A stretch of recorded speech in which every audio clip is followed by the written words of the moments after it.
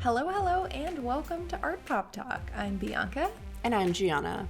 Well, Bianca, Miss Mariah Carey has announced the official start to the holiday season, but it feels to me like she's forgotten something. You know what, Gianna? I agree. Mariah, here's the thing. We are just as excited as you are to listen to All I Want for Christmas Is You. Great song. However, we should listen to it as soon as Santa Claus crosses the finish line at the Macy's Thanksgiving Day Parade, and not one moment more.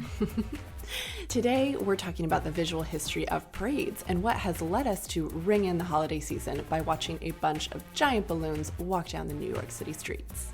Plus the dog show. So we've got Santa, and then after that, you have the dog show.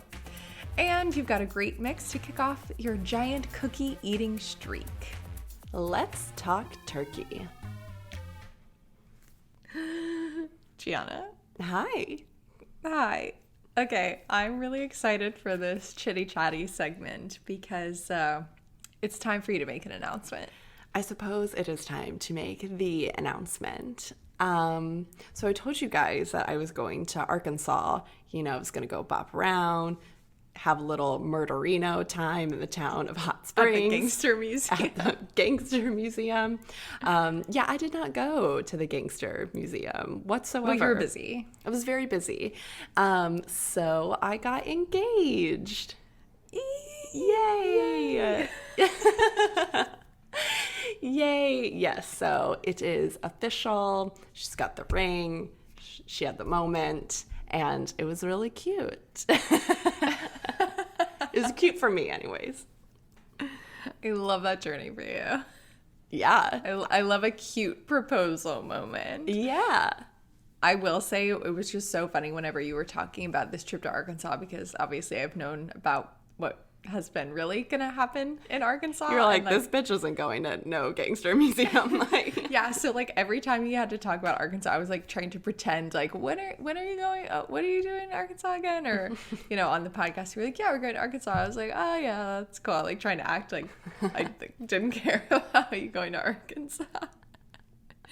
But I was so excited. And I will say, Steuben put together this adorable video of all of our friends and family members, and everyone gave a little congratulations, and then he put it all together, and I got to watch it, and I was just bawling my eyes out whenever I watch this little video. It was so sweet. Yeah, the video was really cute. So we went to this place in Arkansas called the Gardner Gardens, and it's owned by the university, and it's also where the Anthony Chapel is, which is one of 3 chapels with really beautiful kind of natural exposed windows kind of architecture. And so that's kind of around where he proposed, and also where we went to go watch the video. And there's this cute little older couple that took our photo for us, but this sweet couple was like, oh wait, can we take a picture of you for us? This will be such a cute memory for us. And they were telling us about a very short conversation, but how they've been married for a really long time. So it was just cute. I was like, people are nice, And that chapel is honestly really gorgeous. I've been wanting to see it for a while. So if you're ever interested in that area, definitely we were recommended to go during the fall. And I must say the aesthetic, I was here for it. So, he did a good job. There's a lot of thought. And so now I get the honor of adding another thing to my plate and getting ready for all the wedding things. But I feel as though we need to put our attention into the next APT wedding, which is, of course, fashion expert Juliana Poros. I love a good APT wedding. I'm so excited. I'm so excited for Juliana Poros, and I'm so excited that over, the holidays, you and I can start talking about planning. Yes. And I don't think with Thanksgiving, and of course I'm going to see you over Christmas, my brain is definitely not on wedding stuff right now, at all. And there's still a lot of people I just haven't been able to see to even have drinks or celebrate. It is just still kind of a weird time. So yeah, my brain definitely isn't ready for it yet. I don't think until I see you, it'll be okay, I'm ready. Oh, I'm so ready. I'm so excited. I'm so excited. I just I'm already getting like random people asking me. Like I was talking about you and Theben to just like someone I met. And I was like, oh, my sister just got engaged. Oh, it was like a Diwali event, and this girl is from Malaysia, and I was saying how my future brother-in-law is from Malaysia, and oh, that's fun. Like, you met some Malaysians. Like, yeah, and I was like, or they were like, oh, does she have a date yet? And I was like, it literally the fuck I do. But like, I love that question. Like, do they have a date yet? I was like, oh my God, this is so exciting. No, I have no clue. That's a great question. Follow up with her in a hot minute. I'll let her know. Yeah, well, I feel as though too, Bianca and I really just love to do the holiday season some good justice, which is why I'm not ready for Christmas yet. We are like a Thanksgiving kind of family. I love like yellow and brown food for the win. That's all I want to eat. And we just had Deepavali and Diwali, so Theben and I did things for that this weekend, and then we have Thanksgiving this month, and then we will have Christmas. And oh my gosh, can I just tell you, last night there's a new Netflix movie, and it's about this girl who gets catfish. It's called Love I saw the trailer for that. It popped up on my Netflix, and I was like, what the hell is this fucking Christmas I was thing? like, what the actual fuck? And so it looks really good, and like I want to watch it because I love watching like the cringy like Vanessa Hudgens Netflix movies. Like I eat that shit up. I'm not ready for it. And Theben was like, oh, like this looks really good, like some catfishing Asians. Like, and I was like, no, I really want to watch it. I'm just not ready for it. And he was like, but Netflix told us to watch it. Like if it's not time, then why would it be here? And oh my God, we got into this whole thing, and I'm firmly stand that I'm not ready to watch it, and I will start watching those movies maybe on Thanksgiving. Like this is going to be a chill Thanksgiving, and that will be the earliest I will watch it. Well, speaking of brown and yellow food on Thanksgiving, this year I'm spending Thanksgiving with the fam up here in Delaware. And a staple in the Martucci Fink household is pigs in a blanket, like cheesy pigs in a blanket. And it's because of you. Like, I just think they're I just love them. It's because I used to be a really picky eater when I was a kid.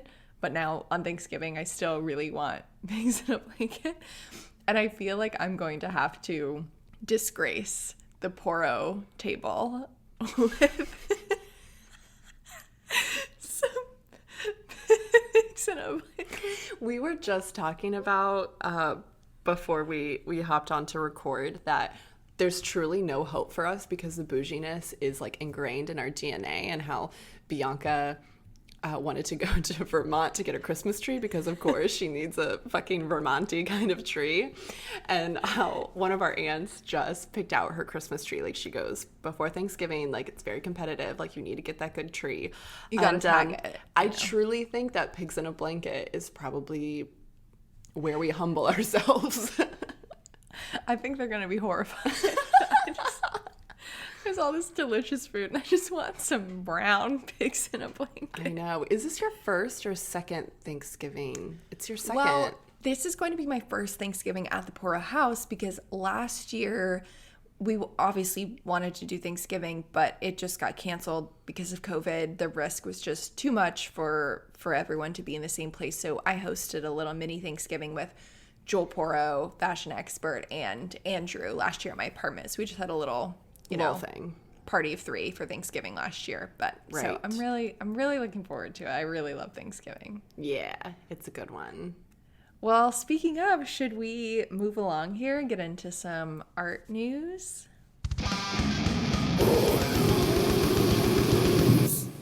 All right, so for today I have a little celebrity art news. You may know him as the real villain who stopped Anne Hathaway, aka Andrea, aka Andy Sachs, from taking the fashion world by storm, one cerulean sweater at a time. But turns out Jarlsberg grilled cheese sandwiches aren't the only thing this villain chef can flip. Actor Adrienne Grenier is working with 21C Museum Hotel in Nashville to flip one of their contemporary suites into an immersive experience. Get this, about narcissism, the digital age, and also the paparazzi. So Grenier is one of 3 artists invited to participate, and the deal came about with a friendship of the Hotel co-founder, Steve Wilson, which I've been familiar with him as a collector, having worked for 21C for a bit. To quote Grenier, he says, "I was telling him about a project I'd done a while back called Teenage Paparazzo, and the art I created and how I'd started to accumulate so much I needed to open up my own hotel. This collection, which was basically designed to get people off their digital media devices and activate into 3-dimensional spaces, having conversations in the real time and with real people." So then Wilson responded, "Don't do that. Why don't you just curate one of the rooms at our new hotel in Nashville?" And he did just that. So his documentary, Teenage Paparazzo, is from 2010, and it's about an encounter with a 14-year-old paparazzo, Austin Vijdek. So basically, this project is about how Grenier decided to turn the cameras onto Vijdek in an effort to gain insight into what motivates people to stalk, and particularly stalk the famous. So all these pieces in this hotel room return to the theme of self-reflection, how we are viewed and how we interact with the media. Other artists and works of art are also featured in the space. There is an appropriation of, I believe, a Waterhouse painting in there about, narcissism and the god associated with that. Grenier feels today that the focus on social media causes some to, quote, retreat into the safety of the channels that confirm our own bias and reflect our ego and identity. It's a new time, he says, and it's interesting to watch who's considered also famous. Now that we all have access, what do we do with our own power? Are we going to use it for something positive and uplifting and healthy for our society? Or are we going to seek the same narcissism and attention and ego that classic celebrities have? I wanted to share this topic for Art News. One, just because I think, 21C is an interesting thing to keep your eye on. I work at a gallery that has an immersive art experience on display, and I think Bianca and I are getting increasingly closer and closer to having an episode about immersive art and spaces like Meow Wolf and how we feel about that type of art. And we see immersive art taking in spaces like hotel rooms. 21C is something that is kind of taking this to the forefront, but also there are a lot of Airbnbs that are doing this. It's really interesting. A classic example I use to look for immersive art in private spaces is Airbnb. You can stay at the first original Blockbuster now that they're out of business, and it's all kind of like vintage vibes in there where you can watch tapes instead of CDs, and that's really cool, and that's an immersive art experience. So I'm interested in what this hotel is doing in regards to that facet of contemporary art. Other than kind of looking at the project and watching some previews about Teenage Paparazzo, I don't know much about it, but, I think it is interesting for a celebrity to talk about narcissism. I think we can also talk about the privilege and how Grenier has access to this collector, Steve Wilson, and just through a conversation and a friendship, he's able to participate in this. And what does it mean to have access to collectors? So I think it could also be fair to say that maybe this topic of narcissism could be hypocritical, but I think there also is more to it. And maybe to put our bias aside and get past the hypocrisy. Bianca, what do you think of this project and maybe what 21C is doing with their immersive spaces? Yeah, I think I will have a lot to say. I know we have had the idea of doing kind of an immersive art episode for a while. So I have a lot of opinions about the trend of immersive art spaces. But I think as a whole, this is actually really interesting conceptually, and I'm here for it. I'm here for a celebrity kind of breaking through into the art world. I don't have a problem with that. And I think that what I like about this in particular is that he's not just kind of a collector talking about his art and putting it on a wall. I think I like that it's in a public space. I like that it's being used to have this type of public conversation, and I like that he's involving himself with that, especially given that, you know, the topic is about the paparazzi. I think that putting that type of conversation out on display for a celebrity to be involved with is super interesting. And yeah, I like the concept about kind of stalking the stalker. I think it's clever. Yeah, I think it is really clever. So no, I'm here for it. I think, again, on the other hand, I do have thoughts and opinions about immersive art experiences, both, you know, positively and negatively. And this reminds me so much of our conversation we had about Architectural Digest and how we talked about... That's what I was thinking too. Yeah, how, you know, we can talk about the privilege about who has access to, you know, be able to pay money to stay in this suite if it's just for one night or multiple nights. You know, I can't speak for all of the 21C hotels, but I think it's also important to point out the location of these hotels. They're predominantly in the Midwest, or the first one was in Kentucky. And what they're doing is they're looking to bring contemporary art to the Midwest, and I think also get over the stigma that it's not already here. Right. So I think that's already, their location is providing access to these kinds of experiences that you don't find on the East and West Coast. So that's breaking a barrier. But, you know, sometimes installation art is called to be viewed and experienced for long periods of time, and we don't all have access and the means to do that. So that is part of the conversation, and we have talked about that before. Right. And I also think, I'm not sure exactly how this piece is set up, but I think just maybe a note to end on it and something to look forward to in future conversations is the difference between installation art and an art immersion experience. Yeah. Like, I think in our contemporary culture, like, obviously there are equations where they can be on the same playing field, but I think that for what we're discussing in things like Meow Wolf is different than it is a piece of installation art. So, yeah, I'm excited to kind of dive into that a little deeper later on. Yeah. But this is cool. I'm here for it. I like it. He's redeemed himself. He's redeemed himself. Is he a villain? Yeah. Yeah, and I encourage you guys to also, you can follow 21C because you can look at what their other specialty suites do. There was one for a while that was kind of also playing into pop culture, which was super interesting when the chess playing Netflix show, what was that called? Queen's Gambit. When that came out, there was like a chessboard on the ceiling in one of the 21C suites. There's also one where basically it's like a recording studio, and that's really cool too. Nice. Yeah, so something to keep an eye on. But are we ready to get into today's Artpop Talk? I think so. For today's Artpop Talk,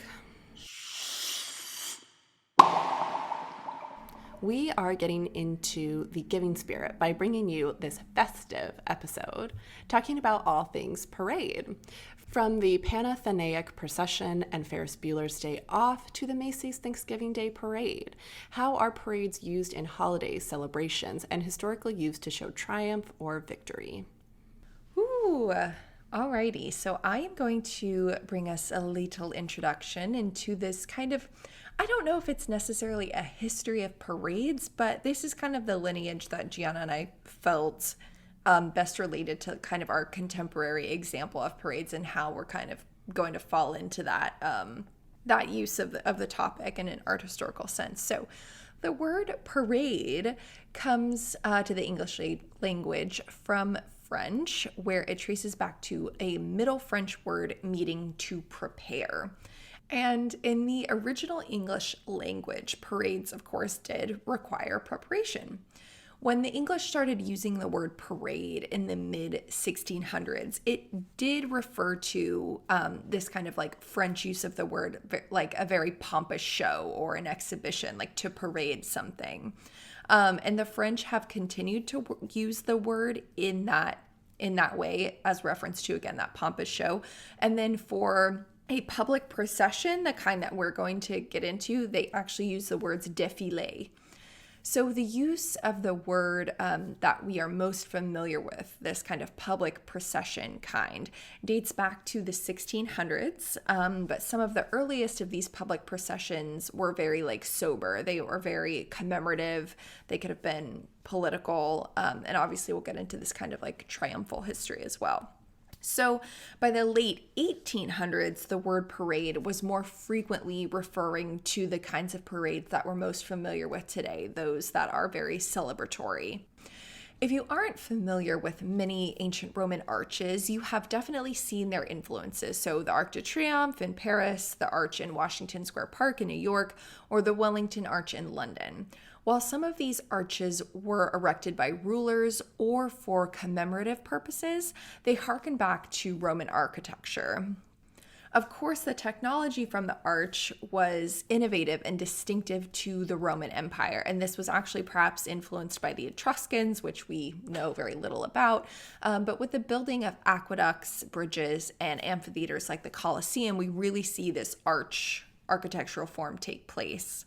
The modern term triumphal arch, what we now call it in art history, it derives from the notion that this form of architecture was connected to the award and commemoration of a triumph to particularly successful Roman generals, and this actually originally took place by vote of the Roman Senate. The earliest types of arches that were set up to commemorate this triumph were made in the time of the Roman Republic, and these were called Fornices, and they bore imagery that described and commemorated the victory. Lucius Starentinus is known to have erected two of these Fornices in roughly 196 BCE to commemorate his victories in Hispania. However, none of these structures, these fornices, have actually survived, and there's very little that is known about these type of appearances. And then we have the Roman triumphal practices that come a little bit later, and they changed significantly at the start of the imperial period when Augustus decreed that triumphs and triumphal honors were to be confined to members of the imperial family, basically meaning the emperor and his antecedents. The term fornix was then replaced by arcus, which means obviously where we get arch. While Republican fornices could be erected by a triumphator at their own discretion and expense, these imperial triumphal arches were sponsored by the decree of the Senate, or sometimes, wealthy holders of high office to honor or to promote emperors and their office and, of course, the values of the empire. So arches were not necessarily built as entrances. That's kind of an important quality of theirs. Unlike many modern triumphal arches, we oftentimes kind of see different gate forms or entrances to an old city. That's kind of like the Brandenburg Gate in Berlin. That is a type of entrance. Arches were not built in that way. They were erected specifically across roads and were intended to be passed through and not around in a processional manner. So this leads to that triumphant processional or triumphant parade. By the 4th century CE, there were 36 arches in Rome, and a few of them have survived. So you may know the Arch of Titus, the Arch of Septimus Severus, and the Arch of Constantine. In thinking about these kind of celebratory victory parades, this tradition, is definitely seen today. And I was kind of thinking about how this can be perceived as part of like a political facade, as propaganda, or equally as a celebration, depending on kind of what side of the political spectrum you're on.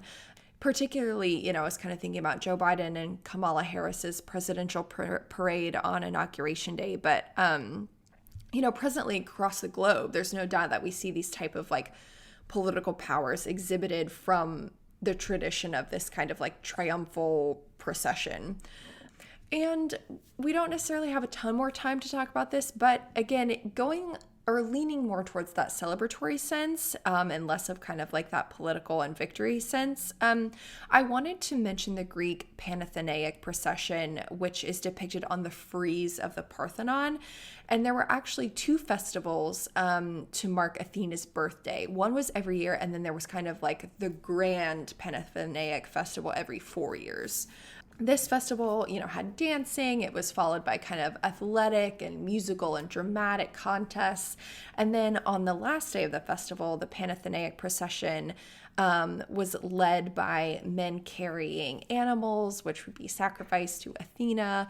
There were these women carrying kind of drinking vessels and musicians that played for women of noble birth who held the sacred peplos, which is featured across the sculptures within the frieze. You can see the peplos being carried as well. So this parade followed the Panathenaic Way, which cuts across the middle of the Acropolis. And then in the festival's grand finale, the peplos was placed on the statue of the Athena Pallas in the Erechtheion. So I think that the Roman arches was maybe the most natural place that we were kind of led to, but I didn't want to ignore the kind of, again, celebratory sense of procession that we do see throughout kind of art history and art traditions as well. Yeah, so for those of you who don't know as well, peplos are the garments worn by Greek women during the early archaic kind of classical Hellenistic period as well. So just wanted to define that for you all if you didn't know, and why that frieze is also just so important, not only for the tradition, also who's in line, who is walking when, what is the path that they're walking, and what are they wearing. It's really, really fascinating and is really important. Bianca, this is gonna sound so wild, but the way that typically we break our episodes up, and which you guys are familiar with, is we kind of each take a section, whether that's historical or whether that's a pop culture aspect.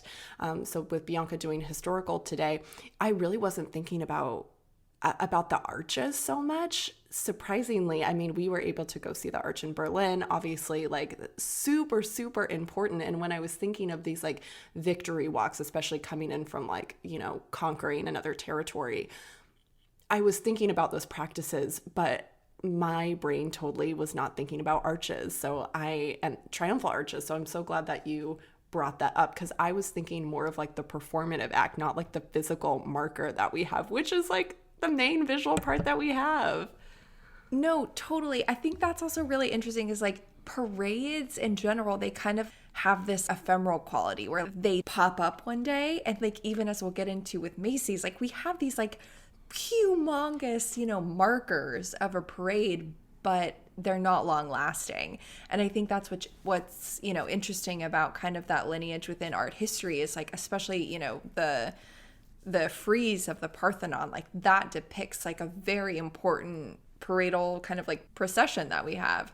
And then those markers, I think also with the arches, we're kind of so used to them today as existing as single standing objects. We're not, whenever we view them, we're kind of looking at them as a static piece of art. And sometimes we're not always recognizing the action that came with that.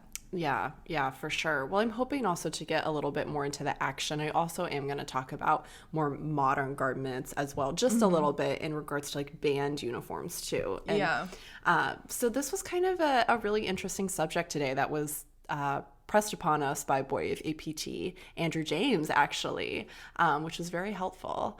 And we are excited for next week's episode when we get into feasting. But parades is a really big, huge part of holiday culture, of small town culture, of national culture. So it really hits all these kind of tick marks. But for today, I am going to start out talking about floats and a little bit of parade iconography that comes with that. So the first reference to any vehicle resembling a parade float comes from Greece in about 500 BCE, when a statue of the god of Dionysus was created from his temple in a festival car pulled by two men typically. And this procession was part of an opening ceremony for a stage drama or performance, and was designed to gain favor for both the god and the drama critics. So parades continue to be an important form of celebration and often featured kings, conquerors, and any other nobles riding in this kind of decorated carriage. The Emperor Maximilian of Germany was one of the first to commission an artist to design a, quote, triumphal car for his parade in 1515. The cars were decorated with bells, fancy fabrics, and the carvings of flowers, fruits, and other mythical creatures. We have some parade controversy as well, which pops up in the Middle Ages. Bianca just did a little ooh. And we have these floats historically known as pageant wagons, which I think is so funny. This I don't know. This idea of a pageant wagon just reminds me of Casey Musgrave's like pageant album, and I just picture Casey Musgraves like running around on a pageant wagon. Like, grab my pageant wagon, bitch. Like, I'm ready to go. I would ride around in a pageant wagon. Like, get in, bitch. We're going to York. Like. So we have this drama, this controversy, because there aren't actually a lot of detailed descriptions of these English pageant wagons or the particulars of the staging that these traveling, plays would commence. And so this kind of drama performance or this, acting performance was their primary use. So historians kind of go back and forth on their methodology and their appearance. However, these transportable like performance wagon things were also called, quote, cycle or mystery plays, being processional in nature, traveling from about 1375 to the mid-16th century in such cities as York or Chester as part of the Corpus Christi festival. And no, I do not mean Texas, but it was also common in Spain, Belgium, and the Netherlands. In the United States, parades and parade floats were an important part of American lifestyle starting in the early 1800s. We have a female designer that comes along, making a significant change in American parade float designs, and this was Isabella Coleman. She really set an example of what the possibilities of a float can look like and how we can kind of take it to the extreme, and that's really contributed to her work, especially when it comes to the Rose Parade in Pasadena, California. In 1910, she won second prize for her float design, with individual flower petals being glued to the float. Then later, she pioneered the system in which we place, a stem of the flower in a really kind of teeny tiny vial to prolong their lifespan. As float designs became more sophisticated, Coleman wanted a method for the floats to seem like they're moving through air. This required developing a system that hid the carriage of the float from view, essentially. And this came about the steel carriage welded to a truck frame. Within this frame, there was also a hidden cockpit for the driver as well. And she chose small diameters.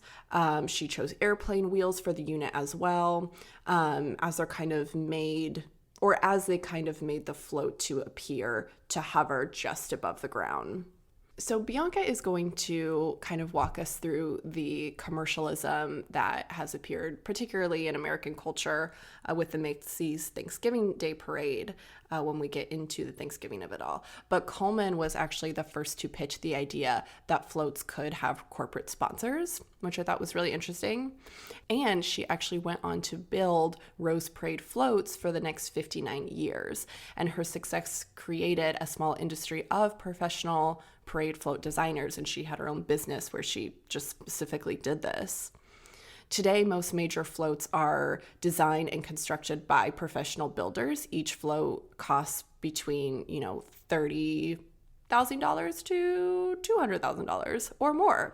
And it takes about a year to create. The floats are built in large warehouses using a wide variety of materials and construction techniques today. So there's a lot to cover. We could get into the specificities of how a float is designed and what that entails, but it has just become such a broad thing cross-culturally that I think you guys kind of get the gist of that. But I wanted to shift from float iconography and move onto other key aspects of parades, from hometowns to large events, which really kind of revolves around the idea of the marching band. So the earliest military marching band that historians have documented were from the Ottoman Empire in the 13th century. The Ottomans conquered vast swaths of territory in northern Africa, the Middle East, and southern Europe, and brought their marching band tradition with them. The history of marching band uniforms begins with the inclusion of musicians in medieval armies. During the Middle Ages, groups of marching musicians joined their army, where their music was used to direct troops on the battlefield and to maintain morale. Like the soldiers in these armies, musicians wore plumes from local birds, specific colors, and distinct motive to show their loyalty to, the Lord, their Lord, whoever, their army. However, full uniforms at this point were uncommon. In the 1700s, military marching bands appeared in Revolutionary era America in the form of fife and drum corps. National armies were also the first to issue completely regulated uniforms for both soldiers and musicians.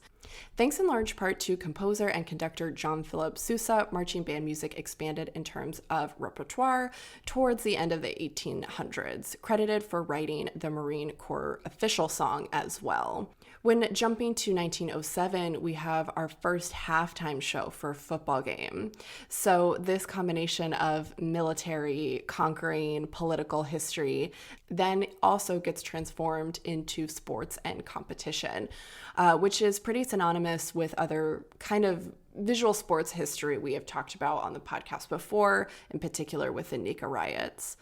So marching and music clearly have this history, and it lends itself really well to parades in terms of celebration and spirit and camaraderie. I think the visual effects that come with the idea of the float and also the uniform kind of go hand in hand. There's something very garish about it, something very specific about it. There's also something kind of wholesome and familiar about a band that we can equate to the holidays or small towns.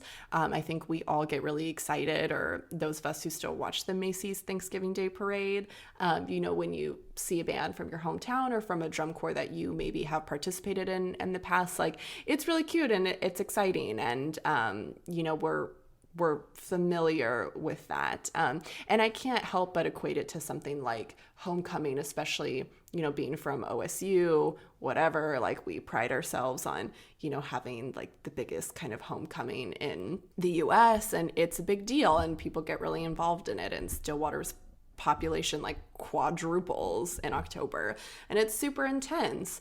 I think when I think about something like sports and homecomings, it's something that, is part of our culture, so it's hard to ignore, but it's also something that I don't particularly participate in now as an adult, but Bianca and I were both in band. We know what it's like to put on a band uniform, and there's also something specific about the way that music is played and what environment you are listening to that music into. It sounds very different and specific than listening to other forms of ensembles.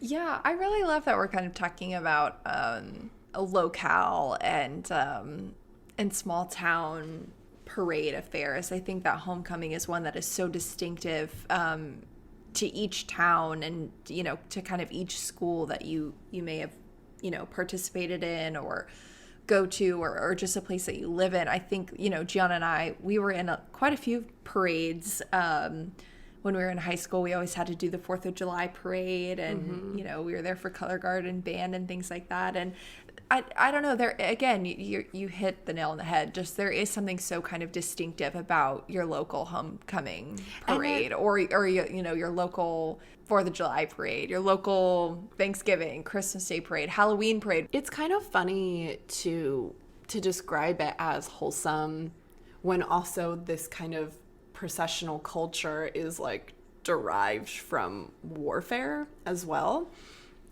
which is kind of interesting. And also just celebrating like religion and also other culture. So it's kind of weird that it's all kind of spun off in these different ways, and we all kind of have our own different memory or relationship with parades. And I think it does go back to that idea of kind of a facade as well. I mean, I think that there's something about that apple pie aesthetic that a parade might bring to a community that kind of covers up a lot of, negative things about a community, about a high school, about a kind of collegiate experience. Like, whenever you participate in something like homecoming, you are supposed to take pride in that institution or that town that you live in. And there are a lot of times where I did not feel any pride towards OSU, and I didn't want to participate in homecoming because I was kind of ashamed to be affiliated with that institution, and I didn't like that, rape culture took place in Greek life, and I didn't want to support their floats. So I think there's also that kind of facade aspect that a parade covers up in its celebratory kind of,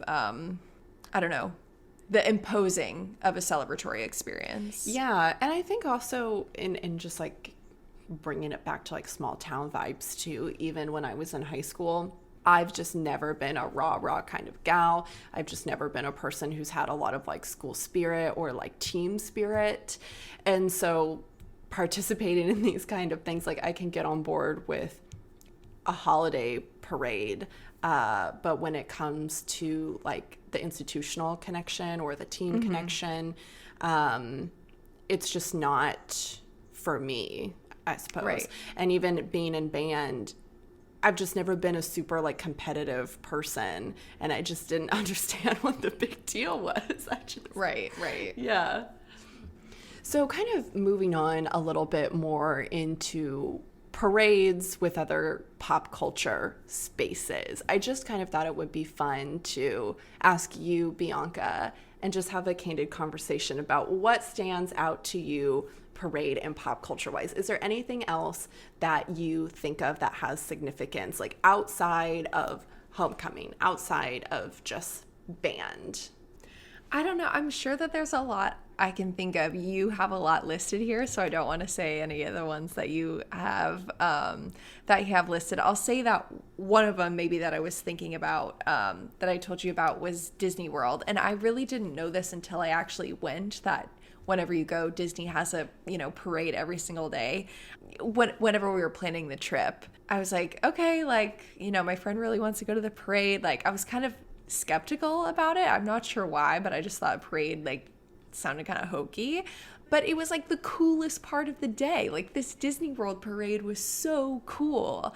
And I was so glad we went, and all the characters were so cute, and the floats were so cool. And I don't know, it was so fun. But at first I was like, a parade? I was like, why? But it was awesome. Yeah, I really liked that. So maybe I'll let you talk about some of the other examples that you have. But that's definitely one that I was, at first, I didn't even know it was a thing. But, they showed me. It was great. Yeah, and I feel like the Disney adults in particular have like a super like hardcore ownership over the Disney parades as well. Disneyland opened in 1955, and they've had a parade ever since at the park. So it is a super big part of Disney culture, that theme park culture. So we also have the iconic Ferris Bueller's Day Off with the Steuben Parade, which is part of the annual 3-day German-American festival, now on its 100th year anniversary, I believe. Von Steuben Day is, again, a German-American holiday honoring Baron Frederick von Steuben. Von Steuben was a Prussian general who lent his aid to George Washington during the Revolutionary War, training American troops to help them defeat the British. And Chicago's parade is one of 3 Steuben parades held across the U.S., and it really gained a lot of national attention after this iconic film, Ferris Bueller's Day Off, in 1986. Another one that I was thinking about, which, the goths and the emos get triggered by the first note of this song, which I do as well. But My Chemical Romance, Welcome to the Black Parade. The Black Parade is a rock opera centering around the character of the patient. It is about his passage out of life and the memories he has of it. So the patient dies and death welcomes him in the form of a parade. Another kind of musical performance too, I was thinking about Beyonce Homecoming, even though maybe that wasn't attributed to so much of the parade aspect, the performative aspect of that album. Homecoming was super iconic as well, so I feel like you can't ignore that. And then we have carnivals, which are tied to the celebration before fasting. And I thought this was also a good tie into our episode for next week when we talk about feasting. So we have Carnival in Rio de Janeiro, and that's a festival held every year before Lent. And it's considered the biggest carnival in the world with 2 million people per day on the streets. And the first Carnival festival in Rio occurred in 1723. So it has a super long history. And then we also have Mardi Gras, which is a big one, also known as Fat Tuesday, also taking place in a variety of different cultures and a variety of different countries. And this is also taking place and culminating before Ash Wednesday, also equating to fasting, just in kind of a different religion, but same concept. So those were kind of some of my bigger ones. We have some pop culture, carnival, or parading events that are really big. And then, of course, the musicality of it all. And then, some of those like pop culture movie moments. All right, everyone. So with that, I think it's time to take a little break. And when we come back, we'll be talking about the Macy's Thanksgiving Day Parade.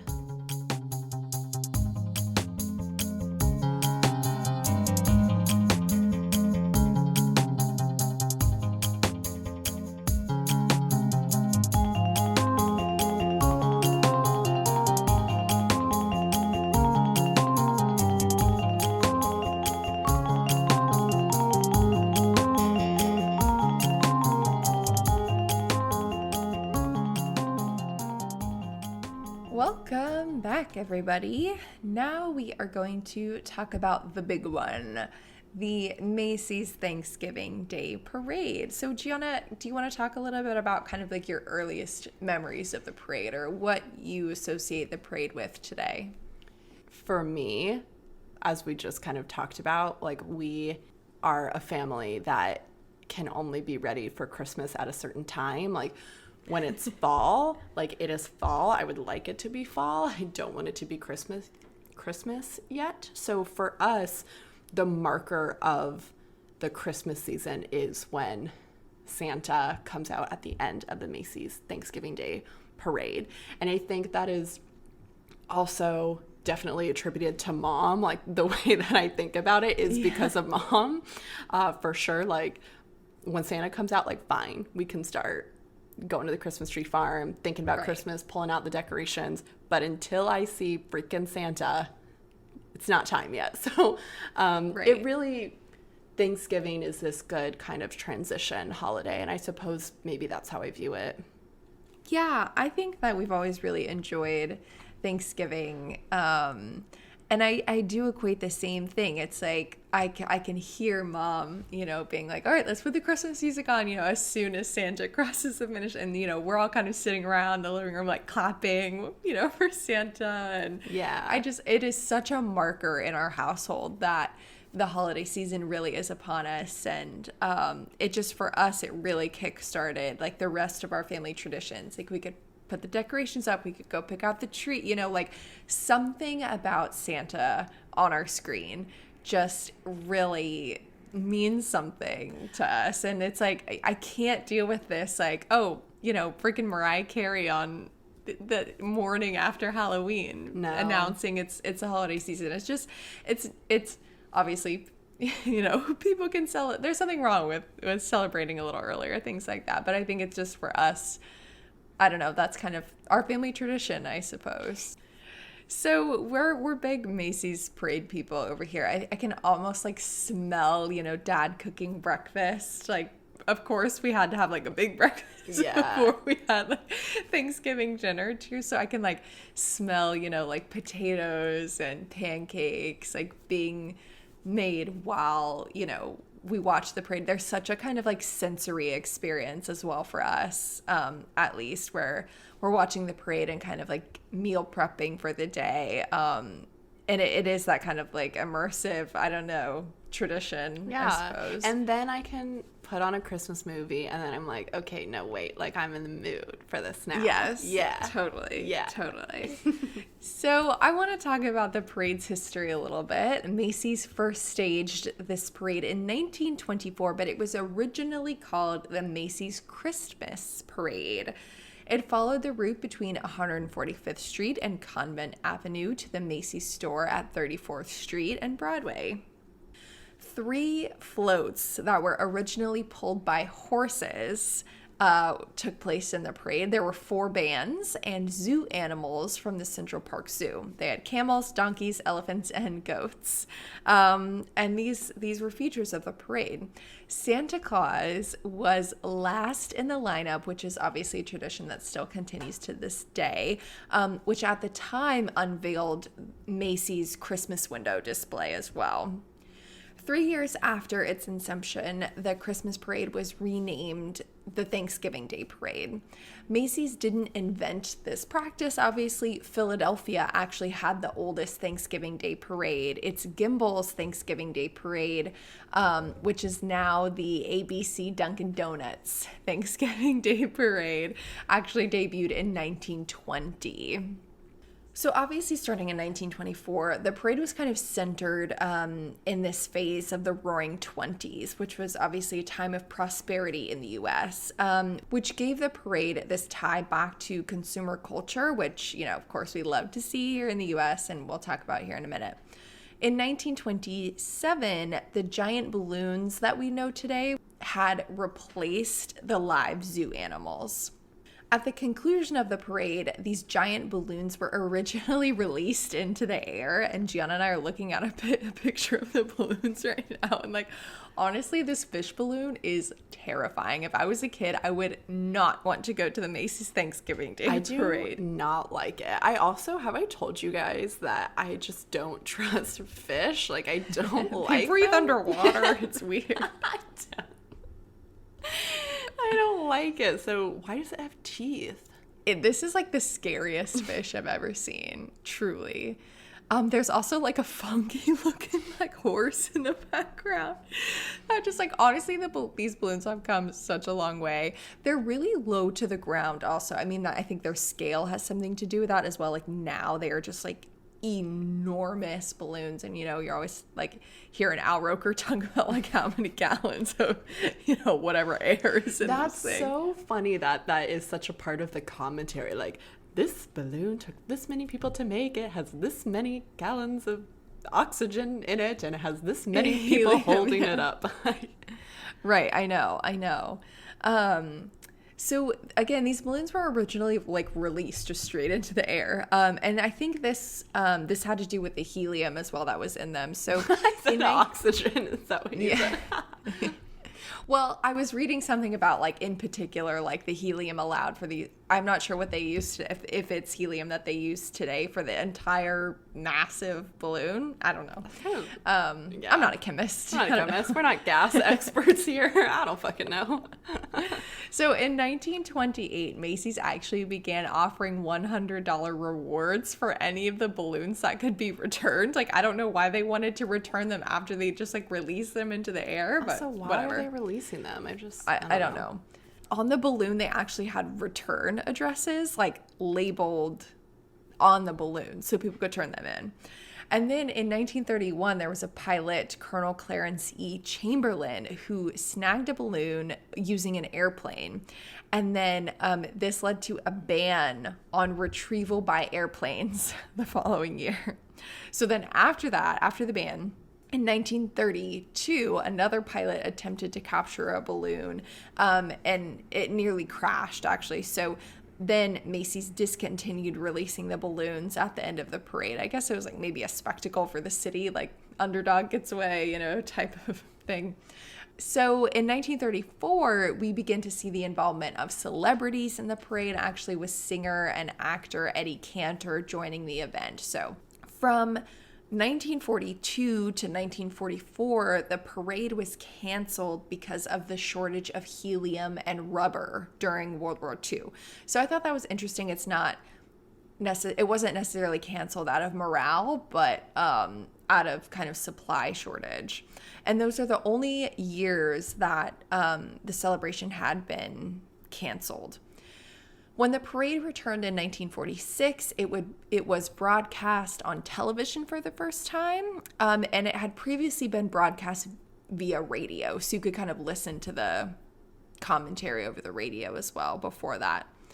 This year, we will be celebrating the 95th anniversary of the parade on Thanksgiving Day. So to wrap things up for this episode, Gianna, I just wanted to talk with you about what the Thanksgiving Day parade kind of means for our consumer culture these days. And I think, again, how it used to be the Christmas Day parade for Macy's, at least. I wonder what that meant for Gimbel's in Philadelphia, who was originally doing the Thanksgiving Day parade. Like, this is just such an intense marketing strategy, I feel, for me. And I feel like now, I hate this idea of like early Black Friday. Like, it's not early Black Friday. It's just shopping on Thanksgiving or whatever. But I think that like our consumer culture is jump-started by the Macy's Thanksgiving Day parade as well. And honestly, like, there are sponsorships, the McDonald's balloons, or the, different kind of like floats with celebrities kind of sponsoring their own thing, or, a new Christmas album or something like that. So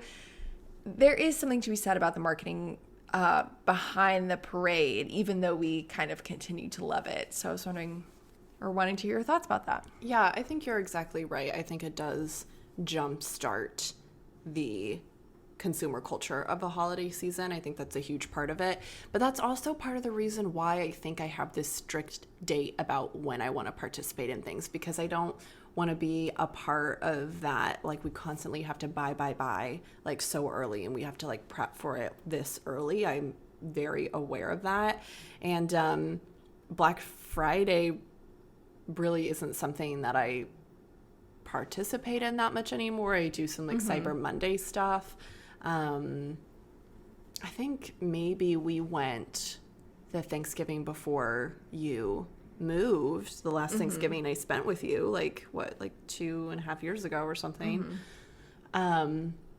So yeah, but I think especially with the balloons is where we get a lot of our consumer culture. I think with the floats, you get more like celebrity promotion. Yeah. But also like there's something wholesome about it. Like, I don't want the Sesame Street float to go away, even though it's promoting Sesame Street. You know what I mean? It is part of our pop culture, that releasing your next Christmas album, or like the Rockettes, any of that. I don't want that to go away. But like the Tony the Tiger, like, ooh, big float, I don't necessarily need. And that's, for me, I guess why, balloon. I've never been a big like balloon kind of gal, because I feel like it's more just like commercializing these super big like corporations are also their like caricatures, like Tony the Tiger, or like the bee from like Honey Nut Cheerios. Oh yeah. That's always funny to me. And even Ronald McDonald, I know there's like the Ronald McDonald house, and I'm like, okay, like whatever, I can make my peace with the big clown, but that has never been like a super kind of like fun part for me, is the balloons.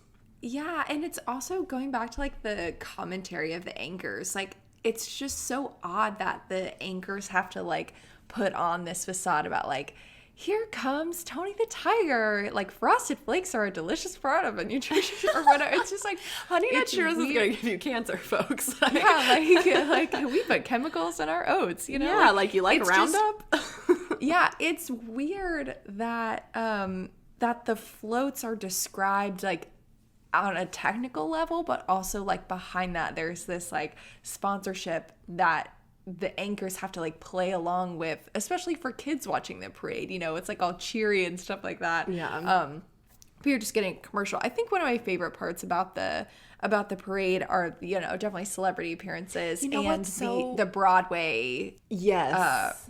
Broadway little shows. But that's so funny, because with the we talked about how you could listen to the Macy's Thanksgiving Day parade on the radio, but now that it's broadcasted, we can have these different performances. And I think obviously it is in New York too, so it's a celebration of that city life too, and that city culture and the arts there. And so yeah, I think I really like, you know, the Rockettes and the little Broadway performances too, which will honestly be really nice to see hopefully this year with now that Broadway is back up and running. I think that'll be such I know Moulin Rouge will be there. Oh yeah. It. Yeah. That's great. I'm like, I think that is some like nice, wholesome like cheer that like we all need. We need. I will say the funniest thing to me about the parades is how the singers like lip sing, and it's this thing that we all just accept. We just accept. There's something about the like microphones that they hold for the parades. They're like really big, and they have their little like we have them on our mics now, these little like foam caps on them, but they're really like floofy, and they always have their like gloves on, and they're in their red coat, like their winter aesthetic. And so like with this like massive glove and this massive microphone that doesn't do anything, it just is so funny. It is really funny. Yeah. I don't know. I wonder if that's always been a thing, the lip syncing aspect, or if it's, I don't know. Because, like, I remember when I came to that realization that they were lip syncing, it blew my mind. I was like, what the heck? I was like, I was offended. I was like so upset when I finally found that out. I mean, how would that work? I'm not saying that hypothetically, like, there wouldn't be a way to, like, hook up each float with its own sound system, but to broadcast that and to make it audible for people actually physically there. Yeah. I mean, it seems Plus, like you can't control the, like, temperature, the wind. I don't know what that looks like with. I think there's also there's so many electronical components to floats these days. Yeah. I mean, I'm just thinking of like the fire hazard of it all.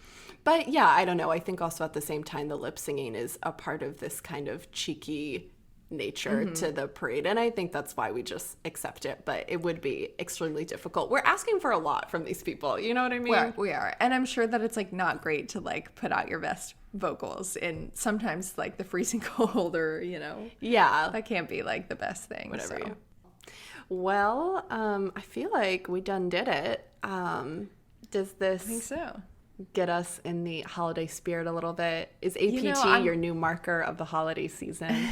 Ooh, I'm getting really excited for Thanksgiving now. I really want some pigs in a blanket. So, you can make them anytime you want. I know, but they're like a Thanksgiving. Well, let us know your hot takes on some pigs in a blanket. Drop it in our... What other weird food do you put on your table for Thanksgiving? That's what I want to know. Okay, we'll do a little poll. Yeah. That could be fun. So everyone, for next week, we are going to keep up with the holiday spirit. Like I said earlier, we will be talking about feasting. So good idea with the food poll there. That'll get us in a good mood for next week. So stay tuned for that. Make sure that you're keeping up with us on social platforms and sign up for our newsletter if you haven't done so already, because we like to lay out the month's episode for you guys as well.